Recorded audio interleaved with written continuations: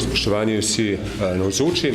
Prav lepo pozdravljeni na tiskovni konferenci Komisije Pravičnosti in mir pri Slovenski škofovski konferenci, kjer bomo predstavili izjavo na temo financiranja zasebnega šolstva.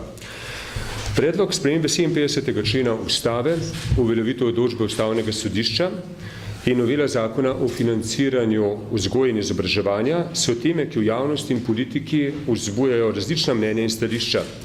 Ker je Cerkev s svojim zasebnim šolstvom z javno veljavnim programom ob teh spremembah izpostavljena, bo, kot ste že informirani, Komisija Pravičnosti in mir predstavila izjavo z naslovom za zaščito enakopravnega položaja otrok v zasebnih šolah. V ta namen v naši sedi lepo pozdravljam predsednika Komisije Pravičnosti in mir, monsinjorja Stanislava Zoreta, ljubljanskega nadškofa metropolita in predsednika škofovske konference. Prav tako med nami pozdravljam člana Komisije Pravičnosti in mir, profesorja dr. Ivana Štuheca, ki bo tudi komentiral današnjo izjavo. Današnja tiskovna konferenca bo sestavljena iz 3 delov. Najprej bom za potrebe radija prebral samo izjavo, potem pa bosta gospod Nadškov in profesor Štuhec komentirala samo izjavo in v 3. delu boste imeli predstavniki medijev tudi, da zastavite našima gostoma tudi svoje vprašanja. Najprej pa, kot rečeno, sama izjava Komisije Pravičnosti in mir z naslovom za zaščito enakopravnega položaja otrok v zasebnih šolah. V demokratični Sloveniji, v kakršni hočemo živeti in nam jo zagotavlja naša ustava, morajo uživati vsi otroci pravico, da na področju obveznega izobraževanja niso prikrajšani zaradi socialnega položaja svojih staršev. To velja še posebej takrat, ko starši želijo uveljaviti svojo ustavno pravico do vzgoje svojih otrok v skladu s svetovno-nazorskim in verskim prepričanjem. To je izrecna zahteva mednarodnih dokumentov o človekovih pravicah in naše ustave.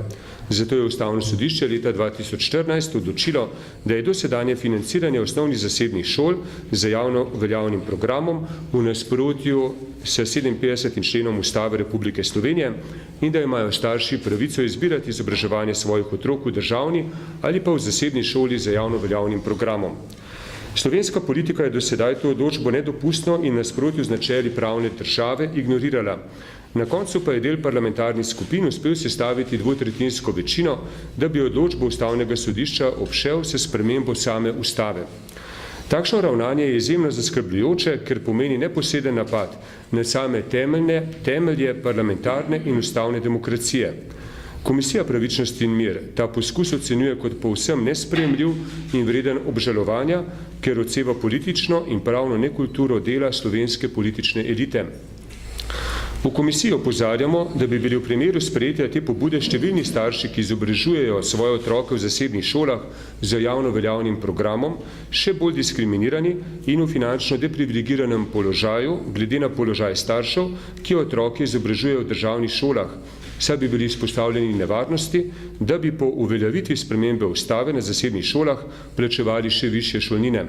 S tem bi država pospeševala socialno razslojevanje otrok in namenoma vzpostavila razmere, v kateri bi bili izobrazba na praviloma kvalitetnih zasebnih šolah in ustavna pravica do svobodnega izobraževanja svojih otrok v skladu z določenim prepričanjem dostopni zgolj otrokom iz bogatejših in nedostopni za otroke iz finančno šibkejših družin.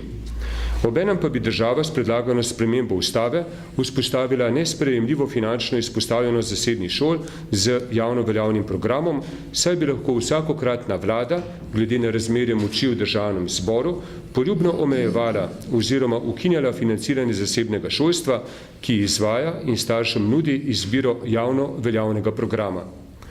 V Sloveniji obiskuje državno sofinancirane zasebne osnovne šole z javno veljavnim programom samo 0,7% otrok, več kot 98% pa jih obiskuje državne šole. Trditve, da ne bi zasebno šolstvo z javno veljavnim programom ogrožalo državno, so neresnične in so neposreden izraz nasprotovanja pluralnemu in demokratičnemu šolstvu. Zato člani Komisije Pravičnost in mir nasprotujemo tej nameri in pozivamo poslanke in poslance Državnega zbora, da zaustavijo njeno nadaljne izvajanje in preprečijo socialno razslojevanje otrok na osnovi premoženjske moči njihovih staršev ter zagotovijo varovanje ustavne pravice državljanov do vzgoje svojih otrok v skladu z vero ali prepričanjem, za katerega menijo, da je najboljši za njihove otroke. Tako, to je bila izjava Komisije Pravičnosti in mir z naslovom za zaščito enakopravnega položaja otrok v zasebnih šolah. Sedaj pa prehajamo na drugi del in predajam besedo najprej predsedniku Komisije Pravičnosti in mir, ljubljanskemu nadškofu metropolitu monsinjorju Stanislavu Zoretu. Hvala lepa.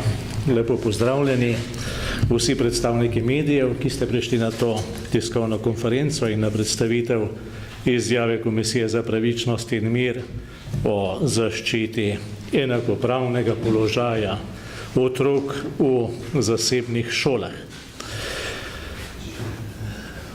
V zadnjem času v slovenskem političnem prostoru lahko doživljamo odločitve in dejanja, ki postavljajo pod vprašaj pravno varnost, enakopravnost pred zakonom in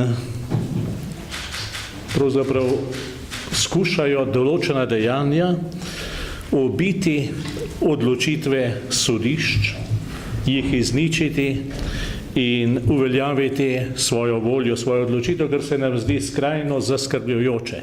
Ne samo za primer zasebnih šol, ampak splošno za demokratično in pravno kulturo naše države. To velja seveda tudi za vprašanje uresničitve odločbe Ustavnega sodišča iz leta 2014, da se financiranje zasebnih šol v javno veljavnem programu tako obveznem kot razširjenem financira 100% iz proračuna. Takšno odločanje pomeni dejansko razslojevanje naših ljudi. Danes staršev, ki želijo svoje otroke šolati v skladu z svojim prepričanjem, kar jim, kot smo slišali, zagotavlja tako naša ustava, kakor tudi številni mednarodni akti, jutri bomo lahko potem doživljali neenakost pred zakonom in razslojevanje na drugih področjih. Seveda je posledica takšnega delovanja tudi ločevanje, delanje razlik med otroki, ki po eni strani vsi izpolnjujejo javno veljavni program našega Ministrstva za šolstvo, po drugi strani pa imajo drugačen status, kar zadeva financiranje njihovega šolanja. In zdi se, da je to dogajanje znamenje nekega predvolilnega časa in se nam zdi popolnoma neprimerno, da se na plečih staršev naših otrok in konec koncev tudi otrok kot takšnih skušajo nabirati politične točke in iskati poti, na kakšen način ostajati v politiki in delovati v njej. In zato se nam zdi potrebno, da spregovorimo skozi to izjavo Komisije za pravičnost in mir pri slovenski škofovski konferenci. Hvala lepa. Najlepša hvala, gospod Nadškov. Sedaj pa predajam besedo profesorju dr. Ivanu Štuhecu, članu Komisije pravičnosti in mir. Ja, lep pozdrav tudi z moje strani.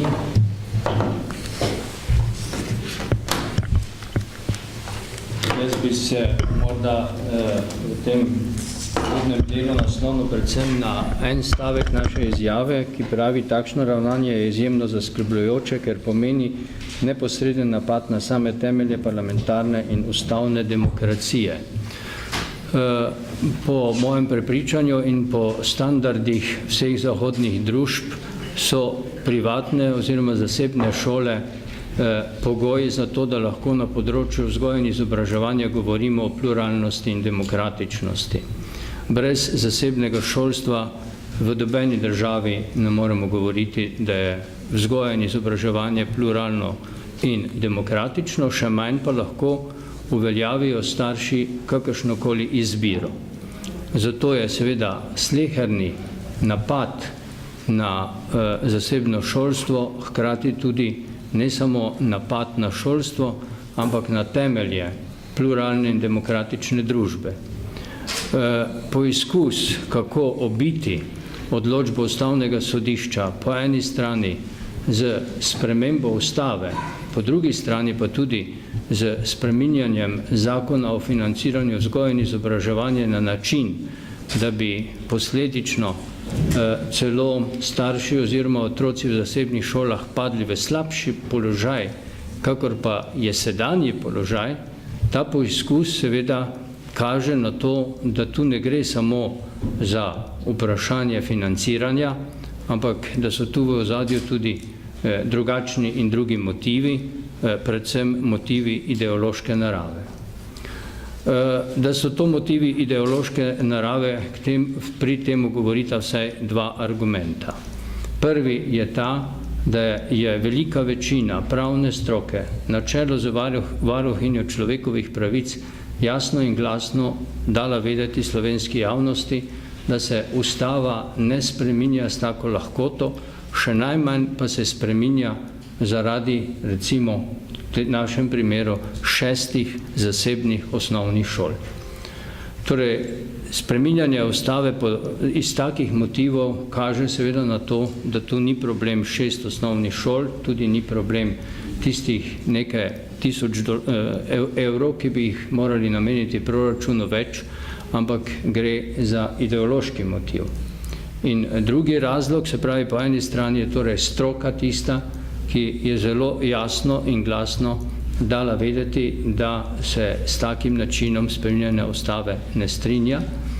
In upam, močno upam, da bodo vsaj nekateri poslanci, zaenkrat vemo, da se je poslanec madžarske narodnostne manjšine že odločil, da takega spreminjanja ustave ne bo podprl, ampak jaz močno upam, da bo ob teh strokovnih mnenjih, ki so več kot očitna v nasprotju z poizkusom ideološke večine v parlamentu, da spremeni ustavo, da se bo še kdo premislil.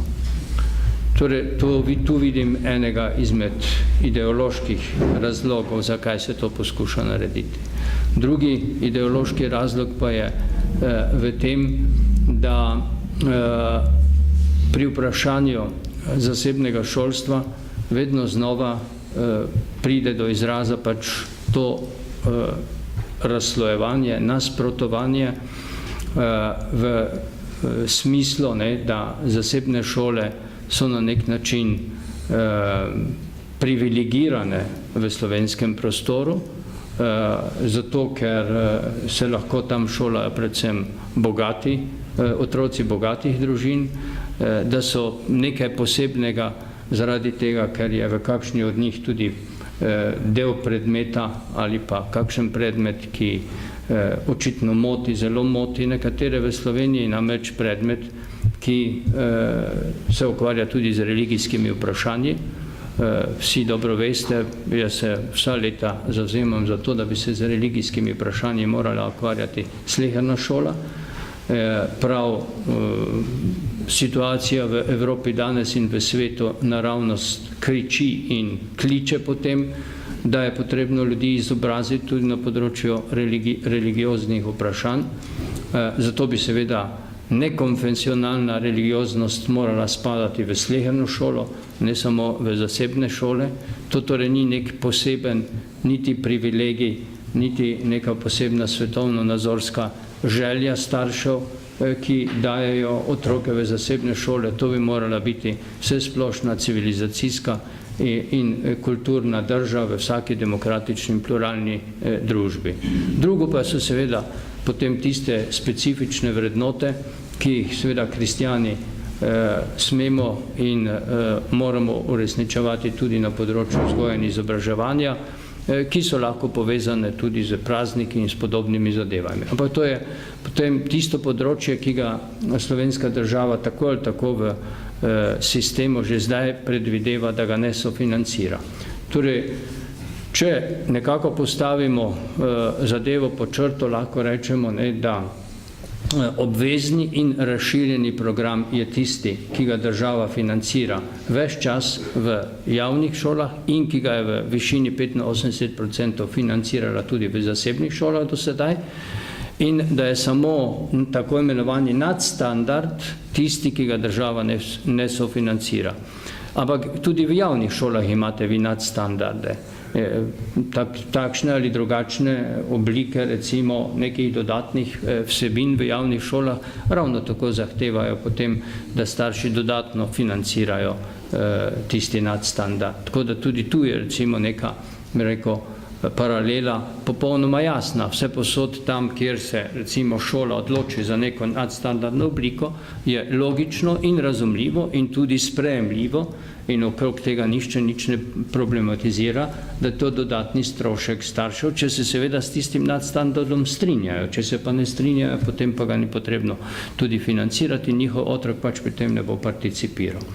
Tako da poizkus sedaj še po drugi poti zmanjšati dosedanje financiranje države zasebnih šol, namreč spremembo ZOFI-ja po predlogu, ki ga je dal Desus, da se bi naj tako imenovani obvezni program financiral 100%, s tem bi se naj recimo in pred javnostjo in pred zakonom uresničilo to, kar je zahtevalo Ustavno sodišče, hkrati pa se naj ne bi financiral tako imenovani razširjeni program, o nadstandardu tu sploh ne govorimo. To je drugi poizkus, kako zopet izigrati odločbo Ustavnega sodišča. Jaz mislim, da intenca Ustavnega sodišča je bila popolnoma jasna in je tudi jasno zapisana v njihovi odločbi. Namreč izenačitev položaja otrok in njihovih staršev v obveznem osnovnošolskem izobraževanju na tistem segmentu, ki ne predstavlja nadstandarda ali pa nekih posebnih želja in posebnih vidikov kateregakoli pedagoškega programa. Torej, izenačitev na tem področju bi pomenila, da se 100% financira obvezni in razširjeni program. Če temu ne bo tako, bo seveda potrebno spet nadaljevati celo zgodbo in še enkrat očitno iti na Ustavno sodišče in jih vprašati, kaj so pravzaprav oni mislili, ko so izdali svojo ustavno odločbo. Toliko za enkrat. Najlepša hvala, tudi so še za ta komentar. Sedaj prehajamo na tretji del tiskovne konference. Možnost za vas predstavljati medijev, da zastavite našima sogovornikoma svoje vprašanja. Povabim vas, da pridno zastavite vprašanje in da poveste, kdo ste in pa z katerega medija prihajate. Prosim. Že Možič, OTV, za gospoda nastavitev vprašanje v izjavi pišete, da je spravi ravnanje vladajoče koalicije spravi ustavno zaskrbljujoče in da ruši temelje ustavne demokracije. Vendar smo slišali pa v medijih pred par dnevi predsednico Ustavnega sodišča, ki pa je nekako priznala legitimiteto državnemu zboru do te mere, da če se nekako zbere z dovolj veliko večino, govorimo o 60 poslancih, kar je spet izjemno redko, da se lahko postavi v to vlogo ustavodajalca, če lahko temu tako rečemo. Torej, za kakšno rušenje ustave gre to? Gotovo, da ima državni zbor pristojnost na tem področju, tudi spreminjanja ustave ob ustrezni večini. Gotovo pa, da je pomemben ali celo bi rekel odločujoč ne samo ta številčni faktor poslancev, ki se opredelijo za spremembo ustave, ampak tudi namen, zakaj se neko spreminjanje ustave pripravlja. In ta namen v konkretnem primeru ni demokratičen. To potrjuje tudi beseda, mnenje številnih ustavnih pravnikov in ljudi z področja prava, ki jasno govorijo, da se na takšen način ustave ne spreminja. Vsaj ne v demokratični družbi. Smem še jaz tudi nekaj dodati? Ja, jaz mislim, da je treba to oddajo v celoti gledati in celoti slišati, ne samo ta izsek, na katerega ste vi naslonili svoje vprašanje. Ampak predsednica Ustavnega sodišča je tudi rekla, da se Ustava spreminja takrat, ko se povečuje človekove pravice, ne pa zmanjšuje. In v tem primeru gre za tipičen primer zmanjševanja človekovih pravic, ne pa povečevanja.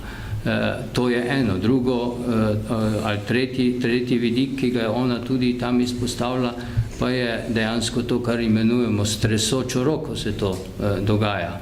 In ta tresoča roka, mislim, da je v tem primeru bila zaenkrat zanemarjena. Kaže pa ne, da se je pa vsaj nekaterim vendarle zatresla. Dobro, najlepša hvala. Še kakšno vprašanje? Jaz se vključujem, gospod Gajšek, najprej gospod. Ne, jaz sem bil prej. Jaz se vključujem. Ja. Se vključujem, gospod Gajšek, malo kasneje, gospod, prosim. Ne. Kar zastavite vprašanje, prosim, kar zastavite vprašanje. Jaz imam eno vprašanje za gospoda Nadškofa in sicer, glede na to, da imamo zdaj samo 6 šol. Kakšni so naprej načrti, recimo RPC, mogoče za odprtne kakšne nove osnovne šole, srednje šole, se to že kaj predvideva, konec koncev, da je takrat zdaj zanemarljiv, imate tako kakšne nove načrte?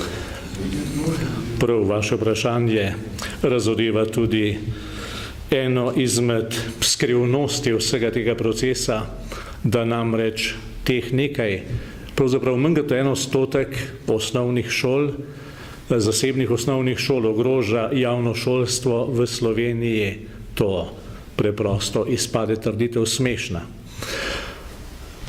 Če me sprašujete o načrtih Katoliške cerkve za ustanavljanje šol v prihodnje, lahko rečem samo za našo nadškofijo, druge škofije imajo pri tem svoje pristojnosti, druge redove boste morali tudi vprašati, če bi morda kakšen nameraval ustanoviti kakšno šolo, ampak glede na to, koliko težav imamo že samo z ohranjanjem teh, z delovanjem teh, z umeščanjem teh v naš ne šolski, ne kulturni, pač pa v naš politični prostor ali pa z ideologizirani prostor, potem imamo tukaj več kot dovolj dela, da bi si lahko privoščili ustanavljanje še kakšne dodatne šole, čeprav bi bilo nedvomno izjemno potrebno